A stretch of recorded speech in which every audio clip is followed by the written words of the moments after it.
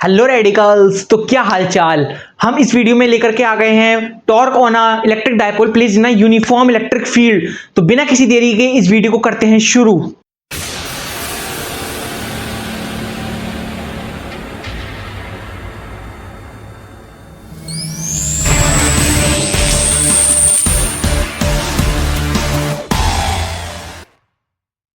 तो बच्चों हम इसमें समझने वाले हैं कि अगर हम एक इलेक्ट्रिक डाइपोल को एक यूनिफॉर्म इलेक्ट्रिक फील्ड में रखेंगे तो आखिर क्या होगा, आखिर ऐसे उसमें क्या चेंज होगा। तो उसमें लगने वाला है टॉर्क। चलो समझने की कोशिश करते हैं।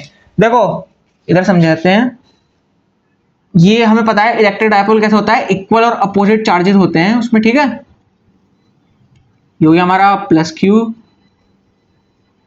और ये मान लो माइनस क्यू, ठीक है।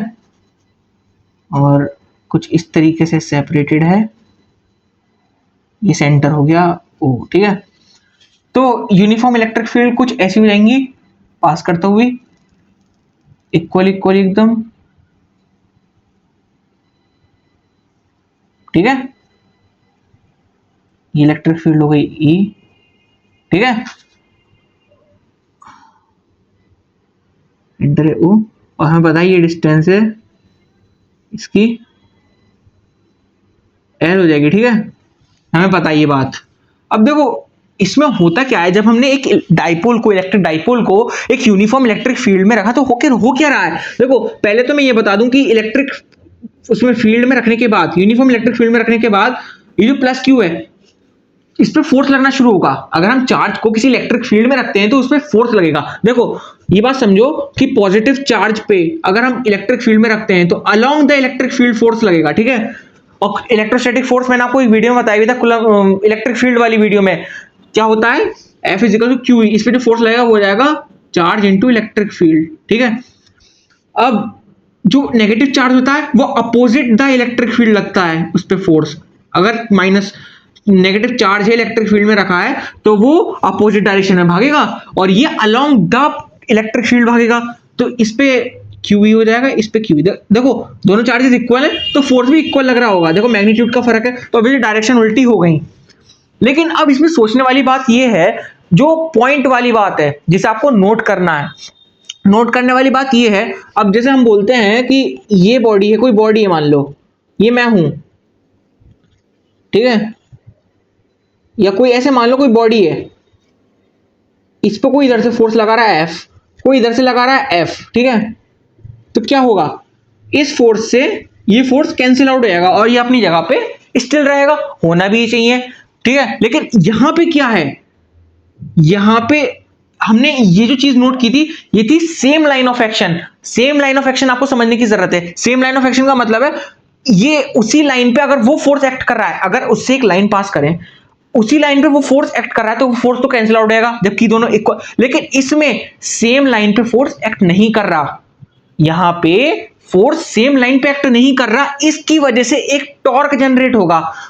वो उसे इधर खींचेगा, वो इसे इधर खींचेगा। सेम लाइन नहीं है लेकिन इक्वल और बिल्कुल अपोजिट फोर्सेस हैं, लेकिन सेम लाइन ऑफ फोर्स नहीं है, सेम लाइन ऑफ एक्शन, जिसकी वजह से ये इधर को खींच के ये ऐसे आने लगेगा। देखो खींचेगा तो ये घूमने लगेगा, एक इसमें टर्निंग इफेक्ट आ जाएगा जिसे बोलेंगे हम टॉर्क, ठीक है। टॉर्क घूमने को ही बोलते हैं। अगर आप लोगों को थोड़ा बहुत याद हो, जिनको बच्चों को याद आ गई रोटेशन, जिसने बहुत बवाल मचाया था 11वीं में, हो सकता है आप लोगों ने छोड़ दिया, कोई बात नहीं। यहां पे हमें थोड़ा बहुत उसका देखना है, आइडिया देखना है उसका। अब हम इसका मैथमेटिकल वर्जन देखेंगे। मान लो ये थीटा है, यहां से एंगल थीटा बना रहा है। मैं आपको बताने को टॉर्क वैसे ही बता दूं कि टॉर्क क्या होता है। टॉर्क होता है F D sine theta. Torque भी एक फोर्स है, लेकिन फोर्स ऑफ रोटेशन कह सकते हो कि रोटेशन में जब एनालॉजी करते हैं तो जैसे काइनेमेटिक्स में सिंपल फोर्स होता है तो हमारा रोटेशन में टॉर्क आ जाता है। तो ये क्या हो जाएगा, फोर्स इनटू डिस्टेंस। लेकिन समझने वाली बात यह है कि force into perpendicular component of distance, यानी कि जो डिस्टेंस का भी परपेंडिकुलर कंपोनेंट है। परपेंडिकुलर कंपोनेंट बोले तो साइन थीटा, ठीक है। इस कंपोनेंट को एल डिस्टेंस को अगर हम तोड़ेंगे तो इधर तो देखो एक ऐसे निकल करके आएगा और एक ऐसे निकल करके आएगा। तो ये वाला कंपोनेंट जो एल साइन थीटा होता है, ये एल कॉस थीटा आ जाएगा, लेकिन हमें एल साइन थीटा से मतलब है क्योंकि ये परपेंडिकुलर कंपोनेंट हो जाएगा, ठीक है, फोर्स के साथ। फोर्स के साथ ये परपेंडिकुलर वो 90 डिग्री एंगल बना रहा होगा, ये 90 डिग्री बन रहा है। अगर हम इस तरीके से थीटा देखें, ये जो थीटा बना रहा है, अगर ऐसे थीटा देखेंगे तो लगभग ये थीटा हो जाएगा, ये थीटा हो गया, तो ये हो जाएगा एल कॉस थीटा, ये एल कॉस थीटा, तो नीचे वाला एल साइन थीटा। तो जो कंपोनेंट फोर्स के साथ परपेंडिकुलर डिस्टेंस होता है, 90 डिग्री का एंगल बनाता है, उस डिस्टेंस के साथ इसका क्रॉस प्रोडक्ट ही हमारा टॉर्क होता है, ठीक है। और टॉर्क को डायरेक्शन निकालने का देखो कैसे, फोर्स किधर लग रहा है, इधर, डिस्टेंस किधर है, नीचे, ठीक है। तो नीचे की तरफ अगर ऐसे घुमाएंगे, जिधर की तरफ अंगूठा आ जाए, एक सेकेंड, राइट हैंड रूल से करते हैं, ठीक है। इधर करके निकालेंगे तो अंदर की तरफ को टॉर्क आएगा, यानी कि बोर्ड के अंदर की तरफ को, और ऐसे ही इधर से निकालेंगे तो इधर से भी। आप ये भी देख सकते हो सिंपल कि इसके वजह से इन दोनों का प्रोडक्ट हमें पता है बीच में निकल करके आएगा, तो नीचे की तरफ को आएगा, यानी कि पता चल रहा है कि अगर ये घूमेगा तो क्लॉकवाइज घूमेगा, यानी कि कुछ ऐसे घूमेगा, और क्लॉकवाइज घूम रहा है, एंटी क्लॉकवाइज, तो हमें पता लगा सकते हैं कि टॉर्क किधर को लग रहा है। ऐसे करके क्लॉकवाइज घूम रहा है, अंदर को, अंदर को, इधर से भी देख सकते हो अंदर को, और ऐसे ही इसका निकल करके आ जाएगा। हमें पता है दोनों का इक्वल फोर्स लग रहा है, तो टॉर्क भी दोनों का इक्वल आएगा। तो नेट टॉर्क क्या हो जाएगा, नेट टॉर्क हो जाएगा हमारा T1 प्लस T2, ठीक है। इसका क्या होगा, इसका हो जाएगा, देखो T1 और T2 इक्वल है, तो हम 2 इंटू, या सीधा सीधा ऐसे कर सकते हैं, QE, फोर्स क्या हो जाएगा, फोर्स होता है हमारा QE into displacement L sine theta, plus QE into L sine theta, तो ये हो जाएगा 2QE L साइन थीटा। अब क्या मैं इसको E into 2QL into sine theta लिख सकता हूं क्या। अब मुझे बताइए, पिछली वीडियो आपको याद हो तो कुछ ये कोई टर्म होती थी, डाइपोल, इलेक्ट्रिक डाइपोल होता था 2QL, ठीक है। तो क्या मैं सीधा सीधा इलेक्ट्रिक डाइपोल को इधर लिख सकता हूं, E into P into sine theta, ठीक है। तो ये हम PE साइन थीटा हो जाएगा, PE साइन थीटा, एक कह सकते हैं ये फॉर्मूला आ गया हमारा नेट टॉर्क का, इलेक्ट्रिक डाइपोल पे लगने वाला नेट टॉर्क, समझ गए, पीई साइन थीटा। एक सेकेंड, चल रही है, सही है।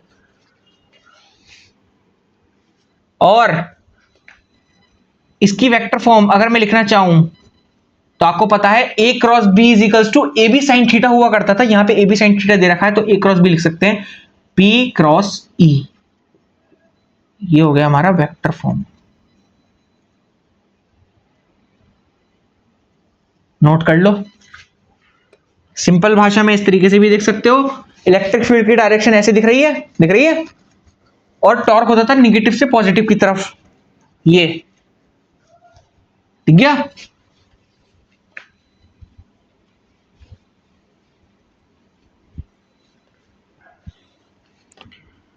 कर लिया नोट, ठीक है। इसमें कुछ केसेस देख लेते हैं, हमारा टॉर्क मैक्सिमम कब होगा। मुझे बताओ साइन थीटा जो होता है हमारा, उसका मैक्सिमम एंगल कहां पहुंचता है, अगर हमारा थीटा इक्वल हो 90 डिग्री के, यानी कि परपेंडिकुलर पे, परपेंडिकुलर पे सबसे ज्यादा फोर्स लगता है, ठीक है। तो हमारा नेट टॉर्क मैक्सिमम निकल करके आएगा, जो कि होगा पीई, समझ गए, साइन 91 हो गया तो हो जाएगा पीई। अगर टॉर्क मिनिमम हमारा कब होगा, मिनिमम अगर थीटा हमारा 180 डिग्री या 0 डिग्री हो, तो हमारा नेट टॉर्क हो जाएगा 0, क्योंकि थीटा 0 या 180 पे हमारा साइन जो होता है वो 0 हो जाता है, समझ गए।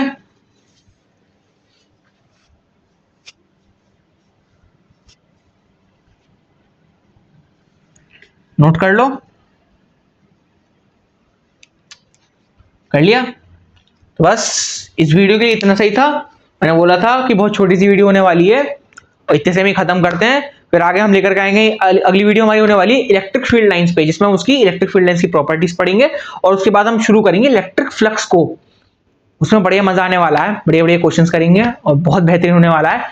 तो जो भी डाउट हो कमेंट सेक्शन में छोड़ दो। अगर इस पर क्वेश्चन चाहिए होंगे तो मैं अलग से एक वीडियो ले आऊंगा क्वेश्चंस के लिए, ठीक है?